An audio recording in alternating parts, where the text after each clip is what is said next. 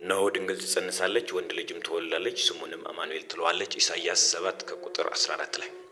ስለዚህ ማርያም በመንፈስ ቅዱስ ኃይል በድንግልና ጸንሳ በድንግልና የወለደች ብቸኛዋ እናት ናት ማለት ነው። ማርያም እጅግ በጣም አስፈሪ፣ እጅግ በጣም ኃያል፣ እጅግ በጣም መልካምና መሐሪ የሆነውን የጌቶች ጌታ የነገስታት ንጉሥ ለሆነው ለመድኃኒታችን ለኢየሱስ ክርስቶስ ዙፋን ሆናለታለች።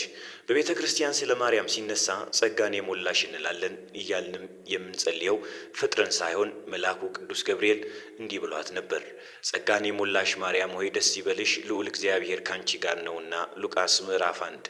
የማርያም አክስት ኤልሳቤጥ ደግሞ እንዲህ ብላትም ነበር። አንቺ ከሴቶች መካከል የተባረክሽ ነሽ፣ የማኅፀንሽም ፍሬ የተባረከ ነው አለቻት።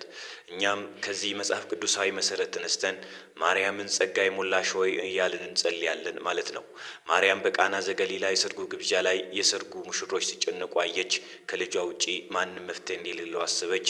ከዚህ በፊትም ተአምር ሰርቶ ባያውቅም ልጇ ተአምር ማድረግ እንደሚችል እናቱ ስለ ልጇ ታውቅ ስለነበር ሄዳ ልጇን ልጄ ሆይ ብላ ለመነችው። የወይን ጠጅ እኮ አለቀባቸው አለችው።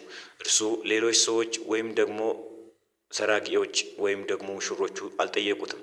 ምክንያቱም ተአምር እንደሚያደርግ ሲያደርግ አይተው አያውቁምና አላወቁትም።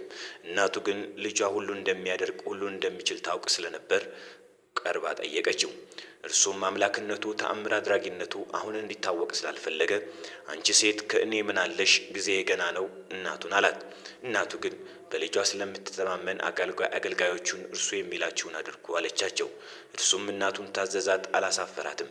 አገልጋዮቹን ጋኑን ውሃ ሞሉ አለና ወይኑን ወደ ወይን ጠጅ ለወጠው። የተአምራት ሁሉ መጀመሪያም በዛ ሰርግ ቤት በእናቱ ማርያም ልመና አደረገ ማለት ነው።